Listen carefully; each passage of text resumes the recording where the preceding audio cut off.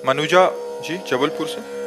राधे राधे। राधे राधे महाराज जी। महाराज जी, रामचरितमानस के अनुसार काकभुसुंडी जी जब गरुड़ जी को कथा सुना रहे हैं तब लोमश ऋषि के श्राप के प्रसंग में बताते हुए कहा है कि निर्गुण रूप सुलभ अति, सगुण जान नहीं कोई, सुगम अगम नाना चरित, सुनि मुनि मन भ्रम होई। हाँ, देखो निर्गुण तत्व का जब हम ज्ञान प्राप्त करते हैं तो सांख्य योग के द्वारा हम उसको सहज में जान सकते हैं, लेकिन जो सगुण रूप में अब रो रहे हैं, हे खग हे मृग हे मधुकर श्रेणी, तुम देखी सीता मृग नैनी, अब मोह नहीं हो जाएगा?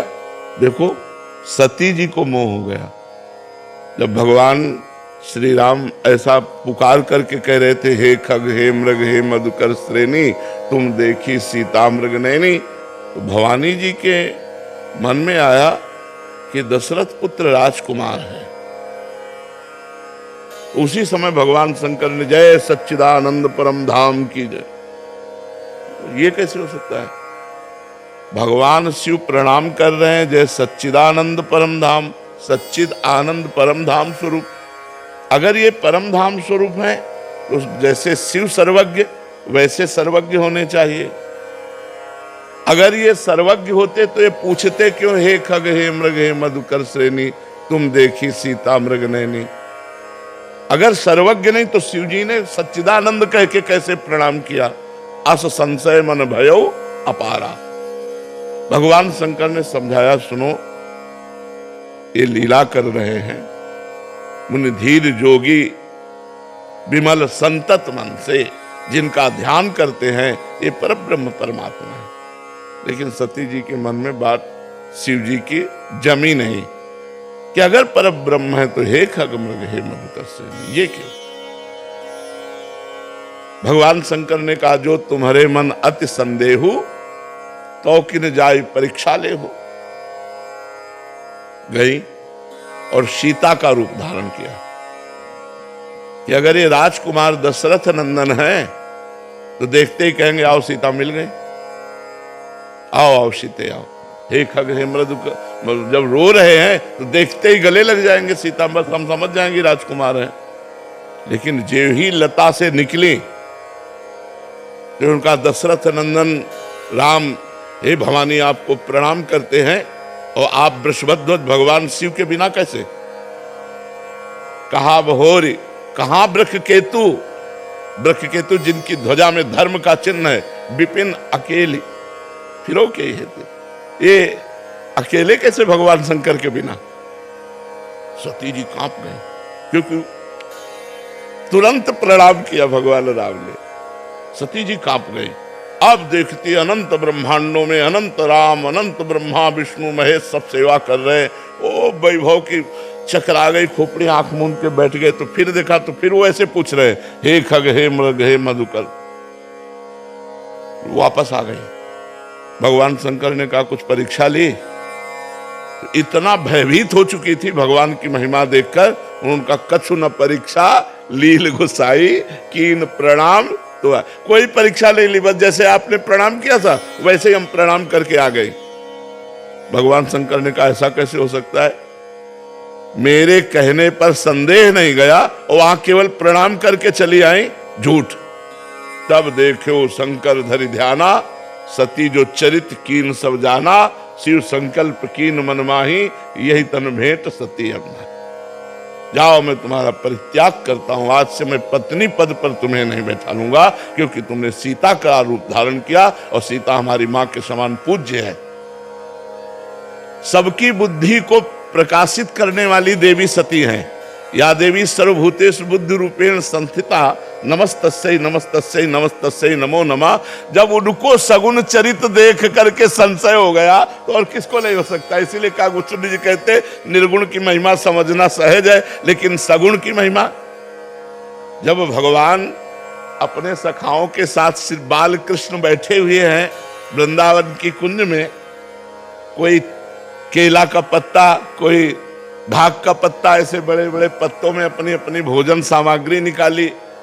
एक ने मुंह में छाछ डाली बड़ी मीठी, इशारा किया कन्हैया को मुंह से मुंह में ट्रांसफर। ब्रह्मा जी देख रहे, ये परब्रह्म है। अहीरों के छोरा अपने मुंह की जूठन उनके मुंह में डाल रहे हैं। पहले कोई नहीं देता, क्यों? क्योंकि पता नहीं खट्टी हो, हमारे कन्हैया को खट्टी लग जाए। पहले स्वयं दाल भात, हाँ बढ़िया, अब वो अंदर जाएगा नहीं, अब वो कन्हैया के मुख में जाएगा। भगवान भाव के भूखे है ना, जैसे सबरी जी के बेर, तो भगवान सखाओं का उच्छिष्ट पा रहे हैं। हर सखा पहले माखन मिश्री जो भी है पहले पाके देखता है स्वादिष्ट, तो कन्हैया के मुख में देता है। ये बात देखकर ब्रह्मा जी को आश्चर्य हो गया, पर ब्रह्म कैसा? ये ब्रह्म है। उतने में किसी सखा ने कहा, कन्हैया बछड़े तो बहुत दूर चले गए। बोले तुम सब पाओ, हम अभी ला रहे हैं।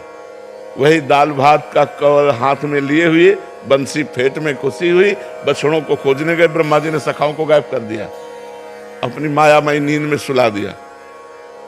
अब देखा कि बछड़े नहीं दिखाई दे रहे, तो चलो सखाओं को बताएं चल के, तो यहां तो सखा गायब और उधर बछड़े गायब, सखा बछड़े सब गायब कर। भगवान ने देखा कि अच्छा ब्रह्मा तुम्हारी ये कला है। अरे है तो बालक, लेकिन सबके बाप है, उन्हीं की नाभि कमल से तो ब्रह्मा पैदा हुए। अपने आप को भगवान ने उतने ही बालकों के रूप में, उतने ही छकड़े छीका छड़ी जो जो था सब भगवान बन गए, उतने ही बछड़े बन गए। 1 वर्ष तक स्वयं भगवान बछड़े बनकर, ग्वाल बाल बनकर ब्रजवासियों को आनंद देते रहे। तो भगवान की जो सगुण लीला है, इसको जानना बड़ा कठिन है। परीक्षित जी को प्रश्न आ गया कि भगवान का अवतार धर्म संस्थापनार्थाय संभवामि युगे युगे। तो ये रात में बहुत सी नौ युवतियों के साथ रास परीक्षित जी ने किया। तब श्री सुखदेव जी ने कहा, परीक्षित तुम समझे नहीं, गोपी नाम च तत्पति नाम सर्वे सामेव च। गोपियों के पतियों के और सबके हृदय में जो आत्मा रूप से विराजमान है, वह स्व प्रतिबिंब विभ्रमा। जैसे बालक अपने प्रतिबिंब के साथ खेलता है, ऐसे भगवान अपने आप से अपने आप में खेल रहे। तो बड़े बड़ों को भ्रम हो जाता है सगुण लीला देखकर, निर्गुण लीला में कोई भ्रम नहीं होगा, क्योंकि निर्गुण की कोई लीला ही नहीं। वो तो आत्मस्वरूप पर ब्रह्म परमात्मा स्वरूप है, उसका ज्ञान प्राप्त करो, इसमें स्थित। और इनकी लीला 6वां दिन है, छठी मनाई जा रही, और पूतना को मार दिया 6 कोस का शरीर जिसका। अब कैसे समझ में आवे इनकी लीला है? जो परब्रह्म परमात्मा एक पैर अपना बढ़ाते हैं तो ब्रह्मलोक तक चला जाता है। वो नंद बाबा की ऊंची डेहरी में चढ़ने की कोशिश की तो हाथ आगे हो गए और पैर जमीन से उठ गए, तो बीच छाती में रो रहे हैं ऐसे उसमें। और नारद जी आए थे दर्शन करने, तो नारद जी ने देखा, अरे ये रो रहे परब्रह्म परमात्मा। तब कहा, भगवान हम पार कर देंगे। बोले तुम्हारे लिए नहीं कर रहा हूं, ये मैया के लिए कर रहा हूं। मैया रोए कस के, मैया दौड़ के आई और देखा कि लाला कष्ट में ऐसे गोद। नारद जी कह रहे, प्रभु प्रभु आपकी लीला आप ही जाने, नंद की डेहरी नहीं पार कर पा रहे आप, और एक चरण बढ़ाए तो ब्रह्मलोक तक पहुंच गया।